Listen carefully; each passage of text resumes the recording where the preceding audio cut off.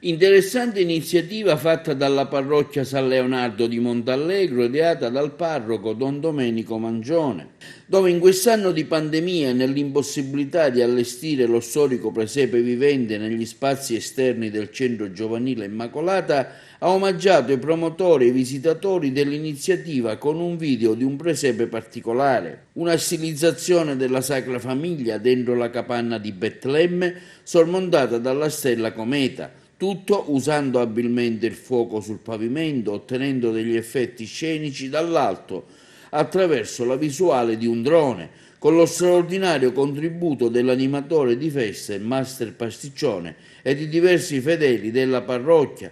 Si è voluto dare così un simbolico sostegno di speranza in un momento difficile.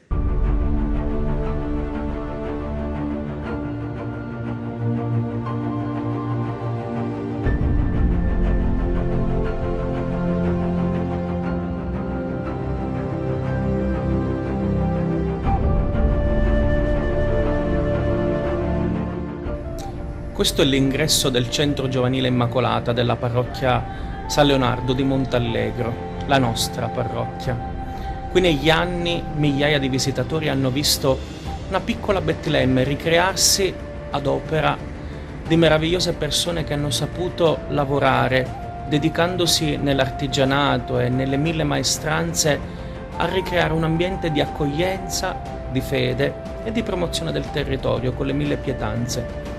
La pandemia quest'anno ci ha tolto questo, anche, ma noi, comunque, in questo posto, abbiamo voluto accendere una luce, a modo nostro, per ringraziare le tante persone che negli anni hanno lavorato a Presepe Vivente. Quest'anno non sono riuscite a farlo.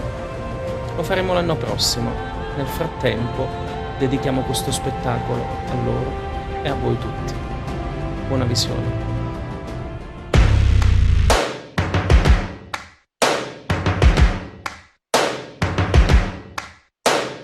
First things first, I'ma say all the words inside my head. I'm fired up and tired of the way that things have been. Oh, ooh, the way that things have been. Oh, ooh.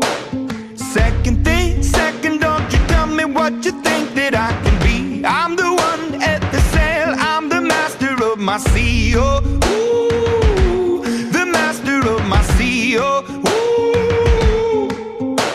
I was broken from a young age, taking my soak into the masses, writing my poems for the few that look at me, took at me, shook at me, feeling me, singing from heartache, from the pain, taking my message from the veins, speaking my lesson from the brain, seeing the beauty